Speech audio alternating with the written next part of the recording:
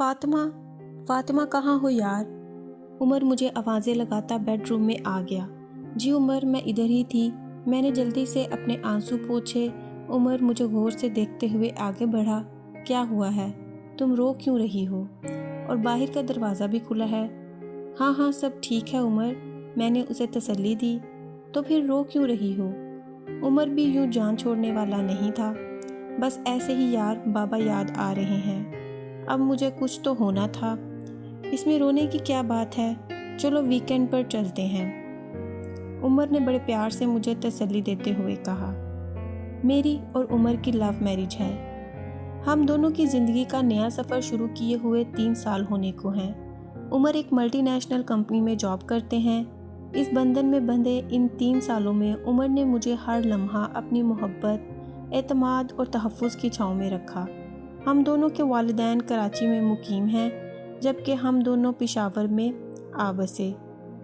कराची की रौनक, अपनों की दूरी ने कुछ दिन तो मुझे उदास रखा, मगर फिर आहिस्ता आहिस्ता मैं पेशावर की खामोशी में एडजस्ट हो गई। यहाँ उमर के दोस्त की फैमिली वीकेंड पर आ जाते या हम चले जाते, मगर वो कराची वाला हमसाया सिस्टम यहाँ पर ना था। बड़े बड़े घरों में छोटे दिलों वाले लोगों का बसेरा था। खूबसूरत संगे मरमर के मुजस्मों की तरह हर जज्बात और एहसासात से आरी। बस मैं भी घर तक ही महदूद हो गई थी। उमर सुबह जाते तो शाम को लौटते। घर का कामकाज मासी गुलाबों कर जाती थी, मगर बहार शुरू होते ही दरख्तों पर कोंपलें फूटी, पूरी फिज़ा में खुशबुएं बिखरी तो पोलन एलर्जी फैल गई। हमारी मुलाजमा मासी स्कीना शदीद दम ने आ लिया और वो काम छोड़कर चली गई। और फिर चंद दिन तो बहुत मुश्किल से गुजरे। फिर आखिरकार मुझे पलवशा मिल गई। पलवशा बमुश्किल 18 बरस की होगी। जैसा कि आप नाम से समझ गए होंगे, वो पठानी थी, गहरी भूरी आंखों वाली, सुर्ख सफ़ेद रंगत वाली, और वो बहुत खूबसूरत लड़की थी। वो बहुत तेज़ी से काम करती थी। वो मेरे घर के अलावा 2 और घरों में भी काम करती। वो अटक अटक कर उर्दू बोलती, महारत से सफाई सुथराई करती। सच्ची बात यह है कि मुझे मासी स्कीना की निस्बत बहुत अच्छी लगी थी। पलवशा आती तो मैं घर में अकेली होती। चंद ही दिनों में हम दोनों में झिझक दूर हो गई और हम दोनों आपस में खूब बातें करने लगी। मैं इसका ख्याल रखने लगी। मैंने इसे अपने कपड़े भी दिए, वो भी मेरे कई फालतू काम निपटा जाती। फिर एक रोज़ पलवशा ने मुझे वो बातें बताईं जिन्हें सुनकर मेरा दिल ही नहीं, आंखें भी आंसुओं से आबाद हो गईं। उसकी बातों ने मेरे होश गुम कर दिए। मेरा वजूद पत्थर का हो गया था।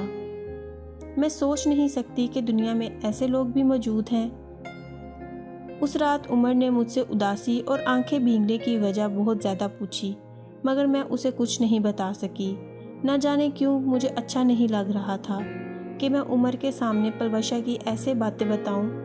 मुझे यूँ लग रहा था अगर मैं उमर से ये बात शेयर करूँगी तो गोया मैं खुद को बेपर्दा कर दूँगी। और फिर उमर थक हार कर सो गया, मगर मेरी आंखों से नींद कोसों दूर थी। एक अजीब सी अजियत मेरे दिल की रगों को काट रही थी। मेरी आंखों के सामने पलवशा का सरापा मौजूद था।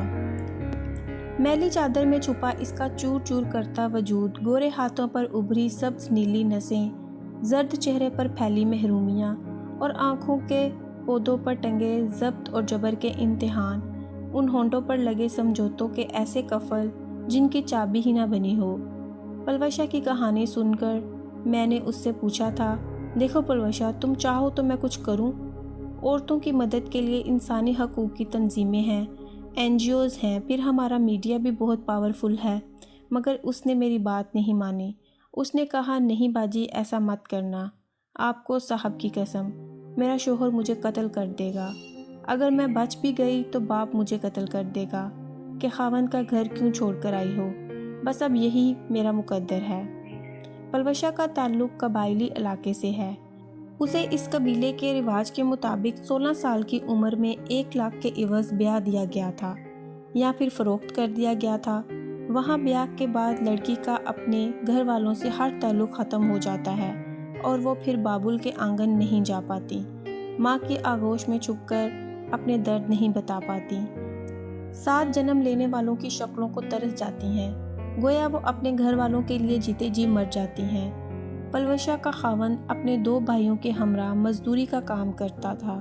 کچی بستی میں وہ اپنے شوہر اور اس کے بھائیوں کے ساتھ رہتی تھی۔ اپنے خاوند کے کہنے پر خود 2 برس سے لوگوں کے گھروں میں کام پر لگی ہوئی تھی اور اسے اردو بولنی بھی آ گئی تھی۔ وہ شوہر اور اس کے بھائیوں کی بہت خدمت کرتی اور اولاد نہ ہونے کی وجہ سے اسے اس کا شوہر مارتا پیٹتا بھی ہے۔ یہ تمام باتیں مجھے وہ کب کی بتا چکی ہے، مگر جو بات اس نے مجھے آج بتائی وہ میرے دل میں نشتر کی صورت پیوست ہو گئی ہے۔ یہ سوچ کر ہی میرا دل کام جاتا ہے کہ آخر کیسے وہ اس کرب سے گزرتی ہوئی یا پھر وہ اپنے وجود کو ریزہ ریزہ ہوتے دیکھتی ہوگی۔ اس نے کہا تھا، اب باجی میں نے آج تک یہ بات آپ کے سوا کسی سے نہیں کہی۔ پلوشا نے مجھے بتایا کہ اس کے گھر کے قریب ایک بہت بڑی کوٹھی ہے اور اسے اس کا شوہر ہر رات کو اس کوٹھی میں چھوڑ آتا ہے اور صبح ہوتے ہی وہ واپس لے آتا ہے۔ یہ بتاتے ہوئے اس کے لہجوں میں برسوں کی تھکن اتر آئی تھی۔ یہ سنتے ہی میں چیخ پڑی، کیا تمہارے دیوروں کو اس کے بارے میں پتہ ہے؟ باجی انہیں پتہ ہے، انہیں سب پتہ ہے۔ روتے ہوئے اس نے اپنا چہرہ دوپٹے میں چھپا لیا تھا۔ یہ سن کر تو مجھ پر جیسے قیامت گزر گئی۔ وہ کچھ دیر تک روتی رہی اور میں خواب کی کیفیت میں اسے دیکھتی رہی۔ پھر وہ آنسو پونچھ کر مجھ سے بولی، باجی ابھی میرے دیوروں اور میاں کے پاس پیسے نہیں ہیں، گھر کا کرایہ دینا ہوتا ہے اور باقی بھی اخراجات اٹھانے ہوتے ہیں۔ میری تنخواہ سے 2 وقت کی روٹی بھی پوری نہیں ہوتی۔ کوٹھی والے صاحب جو مجھے پیسے دیتے ہیں وہ میرا میاں رکھ لیتا ہے۔ میرا میاں اور میرے دیور پیسے جمع کر رہے ہیں، جلد ہی ہم اپنا گھر لے لیں گے اور پھر میری اس کام سے جان چھوٹ جائے گی۔ یہ بتا کر نہ جانے اس نے مجھ کو تسلی دی تھی یا اپنے زخموں پر پھائے رکھے تھے۔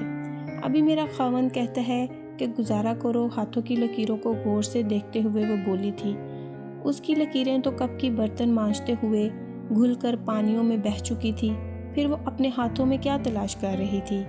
یا خدایا، یہ کیسی بے بسی ہے، کیسی اذیت ہے، مجبوری اور سمجھوتے کے بیچ میں لٹکتی پلوشا، جس نے تمام زندگی، عزت، وجود، خوشیاں محض 1 لاکھ روپے کے عوض تا عمر گروی کر کے رکھ دی ہیں۔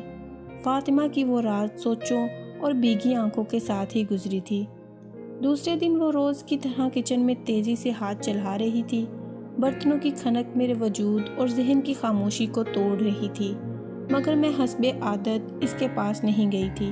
شاید مجھے اس سے آنکھ ملانے کی ہمت ہی نہیں تھی، یا پھر میرے پاس اس کے لیے کوئی حرف تسلی نہیں تھا۔ میں اسے کیسے کہتی کہ اے معصوم لڑکی، تو یہ کس گھورک دندے میں پھنس گئی ہے جہاں ثواب اور گناہ کے معنی ہی گم ہو گئے ہیں؟ تجھے میں نیکی اور بدی کے حساب میں الجھاؤں بھی تو کیا کر پائے گی؟ کہاں بھاگے گی؟ کدھر جائے گی؟ ان 3 درندوں کے چنگل سے کیسے نکلے گی؟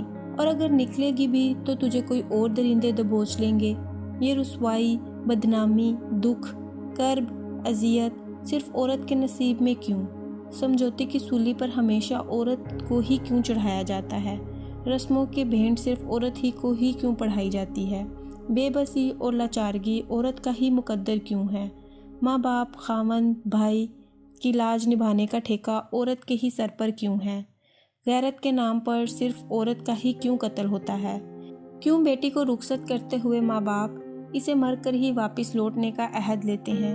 ان سوالوں کا میرے پاس کوئی جواب نہیں ہے، اور نہ ہی پلوشا کے غموں کا علاج۔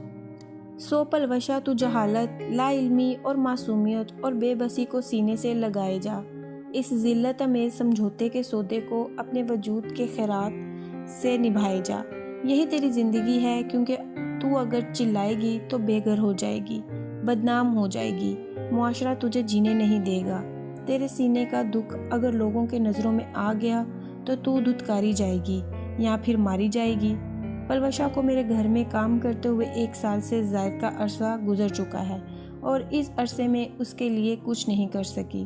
میں کیا کر سکتی ہوں؟ میں خود بھی تو ایک عورت ہوں، ایک مجبور عورت جس کا سب سے بڑا آسرا مرد ہوتا ہے۔ مجھے سب سے بڑا دکھ بھی یہی ہے کہ پلوشا کا کوئی سہارا بھی نہیں، جس کے میاں نے دولت کے بدلے عزت کا سودا کیا۔